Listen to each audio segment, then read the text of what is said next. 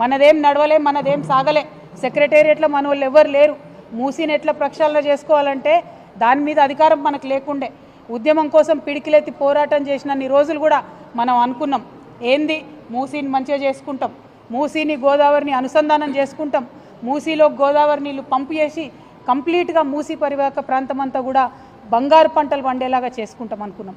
ఫ్లోరైడ్తోని భూమి కూడా మొత్తం సారం కోల్పోయింది, భూమిలో పండేటటువంటి పంటలు కూడా విషతుల్యమైనాయంటే కేసీఆర్ గారు కన్నకల, ఎంతోమంది తెలంగాణ వీరులు కన్నకల ఏంటంటే మూసీ నదిని ప్రక్షాళన చేసుకుంటామని అనుకున్నాం. మనం దానికోసం ప్రాజెక్టులు పెట్టుకున్నాం, దానికోసం ఒక 31 ఎస్టీపీలు కట్టినాం. అంటే వచ్చే నీళ్లను శుద్ధి చేసేటటువంటి 31 కేంద్రాలను కేసీఆర్ గారి హయాంలోనే ట్రీట్మెంట్ ప్లాంట్ని నిర్మాణం చేయడం జరిగింది. ఆ తర్వాత మూసీని గోదావరిని కలపాలి, మూసీని గోదావరిని కలపడానికి మనకు కొండపోచమ్మ నుంచి అయితే దగ్గర అవుతుంది, దానికోసం ఒక 1600-1700 కోట్ల రూపాయలు అయితే సరిపోతుందని చెప్పి మనం ప్రాజెక్టులు పెట్టుకోవడం జరిగింది. అంటే మూసీలో 2 ఉన్నాయి అంశాలు, ఒకటి మూసీ ప్రక్షాళన, ఇంకొకటి మూసీ పునరుజ్జీవనం.